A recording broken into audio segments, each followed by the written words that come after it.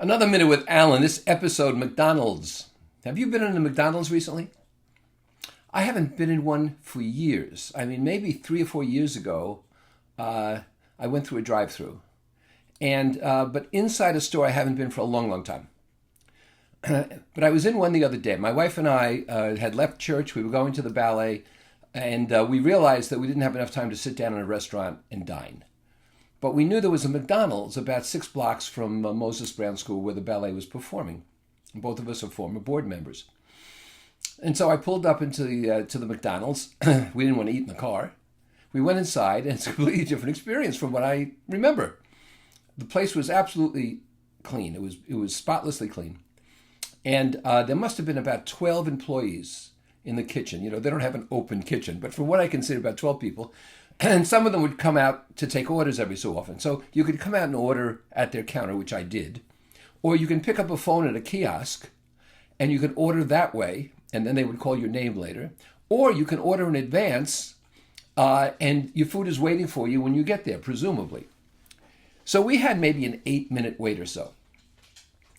And the employees seemed very happy, and they were very efficient, and calling the names.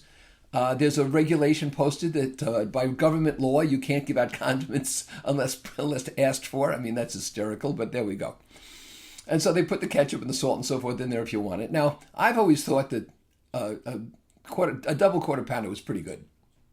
And I think McDonald's has great fries.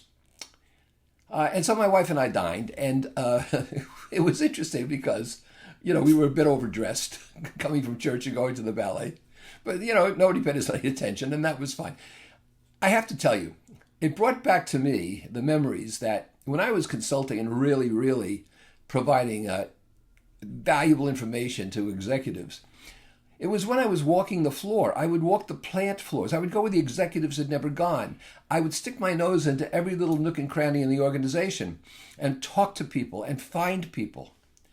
And when I was speaking on a regular basis, which was, you know, twice, 3 times a month, no more, I would come early and I wouldn't wear a name tag. And I would just commune with the people there, and they assumed I was from the company and didn't know me because I worked someplace else, and they would share things with me that were invaluable.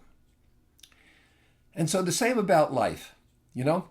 I realized that I had completely forgotten or not known what the modern McDonald's experience is. And so I have to be careful if I talk about them. I can talk about things knowledgeably if I'm constantly using them and seeing them and watching them, being part of them. But some things you have to learn about much more firsthand. And so I would commend to you, with your clients, don't just accept what you're told. Go look around. Ask people who don't expect to be asked. And as far as McDonald's is concerned, the fries are great.